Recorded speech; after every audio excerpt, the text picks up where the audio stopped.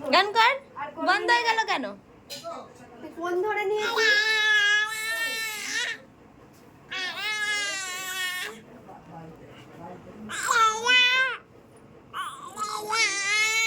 তো hello everyone, দুর্গাপুজোর ঠিক কয়েকটা দিন পরেই ছিল আমার দাদার জন্মদিন, 15ই অক্টোবর। এই দিনটা আমাদের কাছে খুব স্পেশাল। আমরা খুব চেষ্টা করি দাদাকে স্পেশাল ফিল করানোর। সেই অনুযায়ী দুপুরবেলা দাদাকে পঞ্চব্যঞ্জনে সাজিয়ে খেতে দেওয়া হয়েছে। আর এদিকে ঢেপু কেন বাদ যায়, যেহেতু ও রয়েছে আর ও যেহেতু সব থেকে ছোট সদস্য, তাই জন্য ও কিন্তু দাদার সাথে বসে পড়েছে ভাগ নিতে। আর এই দেখো, প্রথমেই বাবা দাদাকে আশীর্বাদ করে নিল, আর আশীর্বাদ করে 101 টাকা দিয়েছে। আর সেখান থেকেও ঢেপু কিন্তু ভাগ পেয়েই গেল, আর ও তো টাকাটা নিয়ে সঙ্গে সঙ্গে মুখে।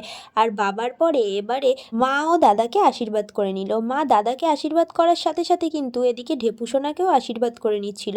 আর ও দেখো, একদিকে তো স্থির হয় না, এদিকে সব কিছু দেখে ভাবছে এগুলো কী চলছে রে বাবা। তো চলো তোমাদের বলে দিই আজকে দাদার মেনুতে কী কী ছিল। তার আগে দেখে নাও, বড়দাদাও কিন্তু দাদাকে আশীর্বাদ করে নিল। আর বড়দাদা না খুব সুন্দরভাবে আশীর্বাদ করে, প্রত্যেকটা নিয়ম মেনে মেনে। আর জানো তো, বাড়িতে সবচাইতে ছোট সদস্য হয় ঢেপুর কিন্তু আদরটাও এখন খুব বেশি। আমরা সব ভাই বোনেরা বড় হয়ে যাওয়ার জন্য ওর জন্য মানে আদরটা আমাদের অতিরিক্ত এখন। এই যে এদিকে মেনুতে ছিল 5 রকমের ভাজা, ভাত, আলুর চিপস, ভেজিটেবিলের ডাল, পনিরের তরকারি, মাছ ভাজা, তার সাথে ছিল চিকেন, চিপস, আরও অনেক কিছু পেস্ট্রি ছিল, 5 রকম মিষ্টি ছিল, দই ছিল।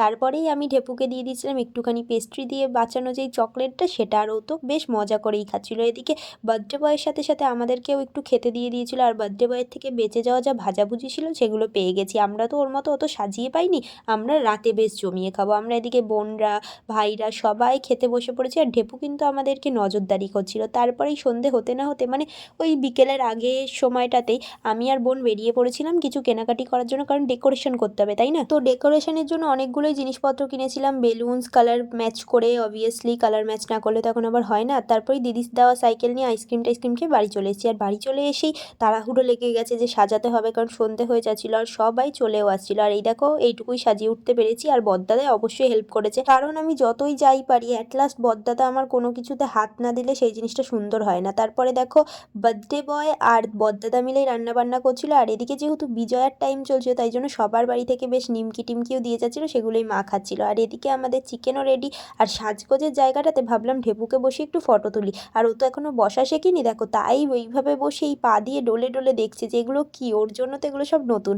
আর এরই ফাঁকে আমরাও কথা বলতে বলতে সবাই রেডি হয়ে গিয়েছি। এই যে আমি চলেছিলাম একটু ফটো টটো তুলতে। তারপরেই দেখি ঢেপু তো এখানে বসে বেশ মজা করছে, তাই জন্য একটু জ্বালাতন করবো ভেবে এই যে নীল নীল চকচকে কাগজগুলো, যেগুলো ওর বেশ চোখে লাগছিল আর ওর ধরতেও ইচ্ছা করছিল, সেগুলোই ওর হাতে দিয়ে দিলাম। আর এদিকে দেখো, বড়দাদাও ততক্ষণে বাড়ি থেকে রেডি হয়ে চলে এসেছে, মানে স্নান টান করে, কারণ সারাটা দুপুর রান্না বান্না করেছে। আর এদিকে ক্যামেরার সামনে এসে চুল ঠিক করছে, আমি তাই ক্যাপচার করে নিয়েছি। তারপরে আরও কে কে ছিল সবার সাথে তোমাদের পরিচয় করাই। এই যে আমার বড় বোন মিন্স মামার বড় মেয়ে। আর তারপরে এই যে গুডগুডি আমার ঢেপি বোন। আর তারপরেই রয়েছে এই যে আমার ছোটো বোন, যে সবচাইতে বেশি ঢুঙি। আর এরপরে দিদিও কিন্তু আসছে। আর এই যে আমার দিদি। আমরা কিন্তু ফ্যামিলিতে 5 বোন। আর 5 বোনের মধ্যে এক বোনের বিয়ে হয়ে যাওয়ায় আমরা তো ওকে সবসময়, মানে আমরা যখন 4 জন একসাথে থাকি ওকে খুব মিস করি। আর এদিকে রয়েছে সব বৌদিরা। আর পাড়ার মধ্যে বলতে গেলে মেয়ে বলতে আমি একাই রয়েছি, সবারই বিয়ে টিয়ে হয়ে গিয়েছে। আর বৌদিরাই মানে এত ফ্রেন্ডলি, কি বলবো। সবার সাথে ফটো টটো তোলা কমপ্লিট করে তাড়াতাড়ি করে চলে এলাম ঘরের ভিতরে, কারণ এখানে এখন কেক কাটিং হবে বার্থডে বয়ের। Happy birthday to you, happy birthday to you, happy birthday dear dada. হ্যাঁ, পেটু দেখা যাচ্ছে। আর গণকে খাবে। কেক কাটিংয়ের পর দাদা সবাইকে এক এক করে কেক খাইয়ে দিচ্ছিল। আর ঢেপুর কেক খাওয়াটা তো তোমরা দেখলেই। আর এই যে এগুলো কিন্তু দাদার বন্ধুরা, আমার সব দাদা আর দিদিরা। সবার কেক খাওয়া হয়ে গিয়েছিল, কিন্তু আমিই বাকি ছিলাম, তাই জন্য বড় করে একটা করে দাদার থেকে কেক খেয়ে নিলাম। আর রেখে গিয়েছিলাম কারণ আমাকে চকলেট দেয়নি। চকলেট খেয়েছি শুধু, আছে না একটু কেক খা।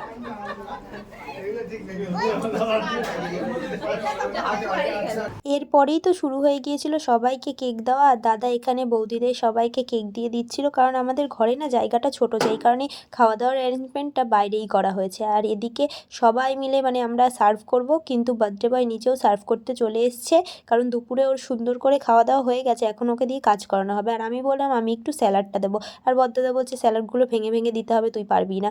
আর এদিকে আমি পারবো না বলতে বলতে লাস্টে কিন্তু আমিই সবাইকে শসা পেঁয়াজ দিয়েছিলাম। আমার কিন্তু সবাইকে খাবার সার্ভ করতে বেশ ভালো লাগে। তোমাদের কার কার এই কাজটা ভালো লাগে অবশ্যই কমেন্টে জানিও। রান্না করতেও যেমন ভালো লাগে, সবাইকে খাবার সার্ভ করতেও ভালো লাগে। আর আমি বোনের কাছে দাঁড়িয়েছিলাম যে আমাকে একটু খাইয়ে দে, কারণ আমি একবারও টেস্ট করিনি যে কেমন হয়েছে। বাড়িতে রান্না বান্না হলে না গন্ধ টন্ধ এত বেরোয় রিচ খাবার দাবারে, যেই কারণে খাওয়া দাওয়া মানে অতটা করা যায় না। এদিকে আমি বাচ্চাদেরকে এসে জিজ্ঞেস করলাম যে কেমন রান্না বান্না হয়েছে, তো ওরা তো প্রথমেই থামস আপ দেখিয়ে দিল, মানে খুব ভালো হয়েছে। এটা দেখে তো বেশ আনন্দ লাগলো।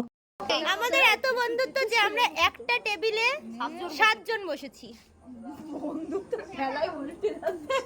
ওদিকে কেউ নেই, কোথায় আচ্ছা তোমাকে দেখাচ্ছি। বেশি আছে। হ্যাঁ, ও ভাগ করে নিতে বলেছিল। বন্ধুত্বের খেলায় উল্টে যাচ্ছে। তো বুঝতেই পারছো আমরা সবাই মিলে বসে পড়েছিলাম খেতে, আর পেটে জায়গা ছিল না তাও খেতে বসেছি, কারণ সবাই মিলে বসবো আর দারুণ মজা হবে। আমরা সবাই একসাথে থাকলে তো বেশ হাসাহাসি মজা করি, বুঝতেই পারছো। এদিকে বৌদির পাতেই রাইস পড়েছিল, আমাদের সবাইকে দেওয়ার বেলা শেষ হয়ে গিয়েছিল, তাই জন্য বৌদি আমাদের সবাইকে একটু একটু করে প্রসাদ দিচ্ছে। কেন একা খাবে, একা খেলে তো জানি আমরা রেগে যাব, তাই জন্য। তারপরে আমাদের সবার পাতে পড়লো রাইস। আর মেনুতে কী কী রয়েছে আজকে বলে দিই।